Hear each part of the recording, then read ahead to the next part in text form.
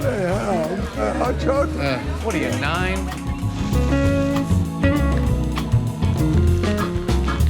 Tell me how you got into show business. My father died when I was very young, How old? 14 and a half. He was 54. He was at a Lucille Ball Desi Arnaz roast. And he was a comedian. Brilliant comedian. Harry Einstein. Had a radio show, smash show for years, just about to get a television show. He gets up at the Lucille Ball Desi Arnaz roast to Beverly Hilton, kills the audience. Wow. Sat down and died of a heart attack. I hear about it on the radio in the morning. Right. So I am. Are we good? It's a lot of... Okay, I'm just concerned about the sound. I just got through telling this story that almost makes me cry, and you turn to asswipe and say, "Are we good? We getting this okay? You getting the saying? Let's make sure it's on tape because go on with your story."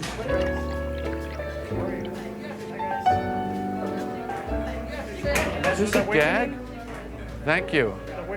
Yeah. Is that coffee? Yes, sir. I can wash my feet in there. Could you get someone to help me lift this? What the f is this? I don't know. There's no diving board. If you turn around your chair and lean back, I'll wash your hair.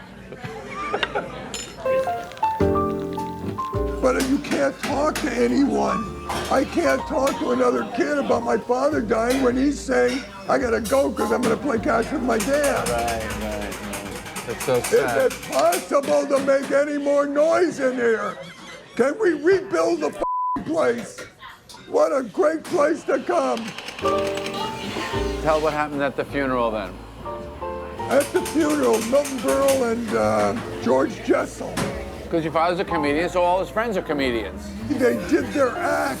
Berle did his jokes. George Jessel did his jokes at my dad's funeral. And I hated it so much. You hated show business. I hated it. Right. I understand that.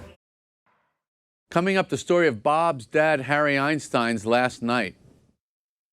I think it was 1958. We honored Desi and Lucy. And that night had a lot of laughs and a lot of fun and a lot of pathos. The master of ceremonies that night was not MB. It was Art Linkletter. Ladies and gentlemen, a most wonderful guy, Art Linkletter. It was at the Hilton Hotel, and it was one of the biggest ones I've ever been to with the most important people. And they had a dais of at least 20 to 25 people. Eddie Cantor had a program years ago, and on the show featured as one of his cohorts was the very wonderful comedian, and he was known as Parkyakarkus. Parkyakarkus, whose right name was Harry Einstein, was a great member of the Friars Club out here. He was an unbelievable wit. I mean, whereas everybody needed writers, he never needed anything. He just did it himself. He wasn't feeling very well. He had a little trouble with his ticket, with his heart. And he had lost some of his luster and had not been working very much. And on this particular night, he was making his big comeback. I want you to meet a great guy and a fine friar, Harry Einstein, Parkyakarkus.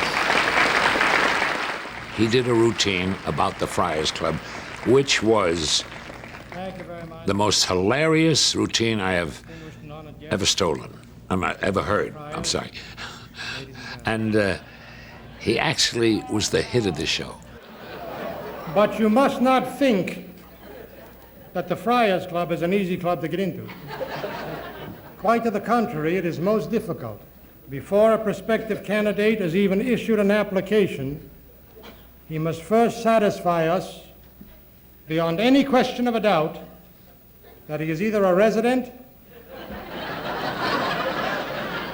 or a non-resident of the state of California.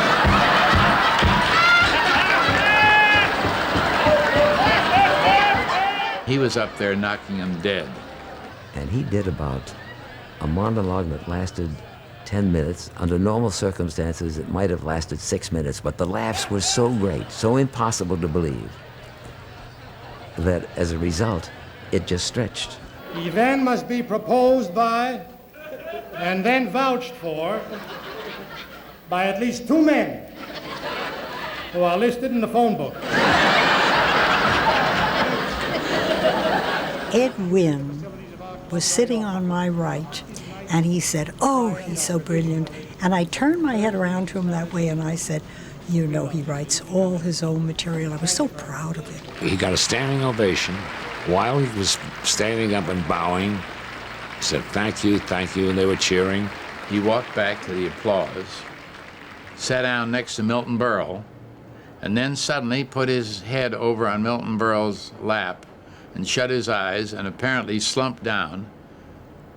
And everybody stopped laughing and applauding because he had apparently fainted, or worse. And then all of a sudden there was a hush. And as I turned back to the stage, there he was with his head on the table. And I can never forget that, you know. I said, "Ladies and gentlemen, we have a little medical accident here for the moment. We wonder if anybody happens to have any nitro tablets, which are to pick up the heart."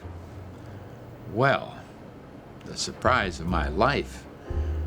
Big producers, writers, and stars came forward with vials of, apparently half the people in the room had heart problems.